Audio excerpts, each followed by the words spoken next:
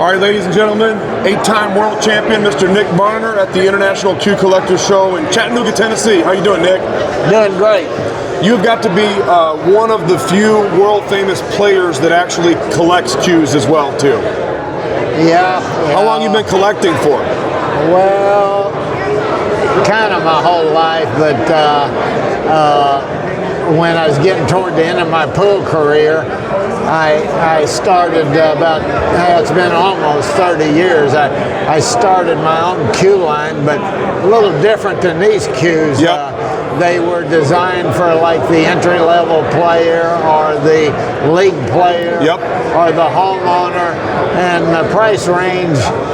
The joint caps here cost more than my cues, but the reason I'd gotten into that business was I always loved pool cues. I'd been selling them since 1970, and wow. so 1970. Yeah. Let me ask you this: for most people that may not know, because I know you've had different sponsorship deals over the years, what type of cues did you win most of your titles with when you were competing? What were you playing with back then? Well, I won out of those 8 world tournaments. I won the first one in 1980 with a Tad cue. Tad. 1982, I won the World 9-Ball Championship with a Josh. 1986, I won a World Championship with a Josh. 1989, I won a World Championship with a Josh. Ah. And then 94, I won the World Championship with a Falcon. Okay. In fact, one of the cues on here is the last job. Falcon used to make all the Predator cues, and I designed this about 2004 or 5, and this was the last job Falcon made in their plant in Mississauga, and it's a limited edition. I numbered them. I had 100 made, and it was the last job they made before they moved their machinery overseas, and the design turned out so good, I thought I can really sell it, and it hits really outstanding. Yeah, I've heard they play really good. What's interesting though, when you were winning with those Josses, you must have favored that real solid hit with the stainless steel joint. Now, I talked to Mike Siegel about that. He felt, and he won a lot with Joss as well. He felt like the Joss, or not the Joss in particular, but the stainless steel joint might have a higher deflection than what some of the stuff is that you guys have evolved into now. Would you agree with that? Yeah, this is kind of a implex or a bone, kind of a ivory substitute to join on this, and I think the hit's a little softer, and it's quieter when you go through the cue ball. Yeah. And I seen something. I love that hit, and Falcon. Let's see. 84, I won with a Falcon, and then 99, I won with a Bill McDaniels. Now that was a steel jointed cue? No, it was ivory joint. Okay, softer hit then. Yeah. Okay. And then 2000 December, I won with a Falcon again.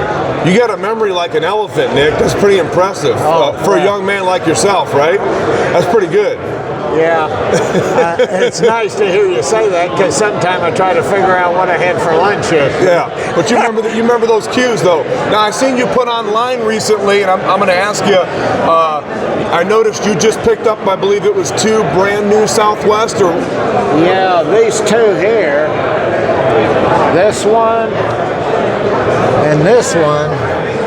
This is Ebony on Ebony Southwest. I ordered them in 2006, and I got them in May of this year. So they didn't give you 19 years. So you didn't get no special preferential treatment or nothing, right? No, when I signed up for them, they said there was a 10-year wait, but it took 19 years. Yeah, they're running about 18, 19 years, and I'm sure you know that the Ebony on Ebony right now is the most valuable, and it's the most sought after. Are you keeping that in your personal collection, or is it for sale? Well, what's the old saying? Everything's for sale. They're not for sale, but they are. But they can be bought. Nick, this one over here that you were talking to the young lady about a moment ago, could you tell us a little bit about that cue? Yeah, this is a Manzino, and this is my wife's. She thinks it's the prettiest cue I ever played with. A lot of silver in there. And he's kind of an expert with silver, and there's some gold pearl in here. And what's impressive about this cue is look at he called this a black tie, bow tie cue. See those silver lines? Yeah. In the ivory and then the oval. Look at those little points, how tiny those things are. Yeah. And, very intricate. He's just an expert at. And I never had a block cue at the time, and he called me one day. He says, "Well, your name's up on the front page," and he said, "Bob said, how much you want to spend?" And then I really wanted to get the whole thing here, but he was so expensive, I had to go ahead with the leather. The one that you've got over here on the end, is that a Gina cue? This is the first one I got. This is when Ernie came back and started building the second edition cues. And this is pink ivory, and then the rainbow design here. What a cue, man. And this is from the pretty early 90s. What a when cue. he started making cues the second time. This is one of my favorites. Now, do you keep, sorry about the interruption, but do you keep your stuff, like that one, for instance, do you keep them unchalked, unplayed, or with a cue like that, have you played with all your stuff? Well, some of my later models I order with 3 or 4 shafts, and then I play with one shaft.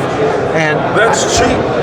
I want to play with. I played quite a bit. That's right. Several hours with every one of these. What's the sense of having a Ferrari in the garage if you never take it for a test drive every now and then, right? Yeah, I mean, I like looking at them. I like the artwork and stuff, but to me, the most important thing is the hit. This is incredible, these Ginas. So you must have a pretty good relationship with Ernie then, obviously. Ernie's always been a really good friend. I met him in 1966 at Johnson City. He was he bought a cue there that was all so much silver, and he was asking in 1966. He was asking $5,000, and in that time, if you 50 grand now. If you spent $200 for a cue, they put you in the mental institution. So it was. Wow, Nick, impressive collection. Thank you for taking the time to share with us. So, one last thing. The ICCS organization meets every 2 years. Have you been a part of this organization now for quite a while? Yeah, I went to the first one in Kansas City in 2008. It wasn't the first one. They'd had a few before. And Phil, my buddy here, we've been good friends for 50 years. He said, "How'd you like that?" I said, "I'm never going to miss another one." Well, the next year, I had some conflicts, scheduling conflicts. I couldn't make the show in Santa Fe, so I had to miss, but he went. When he got back, I called him. I said, "How'd you like the show?" He says, "I'm never going to miss another one." You missed the best show. Thank you for the story, Nick. Okay. Thanks for what you do, continuing to stay plugged into the sport that you love. Thank you for what you've done for the sport, and thank you above all for all of the iconic matches that all of us players can continue to go back through AccuStats and watch. And the pattern play is amazing. It's unparalleled. So thank you for what you've done for pool and billiards. Oh, thank you very much. Yeah, God bless you, Nick. Nick Varner, 8-time world champion at the International Cue Collector Show in Chattanooga, How you doing, buddy? Tennessee. Nice to see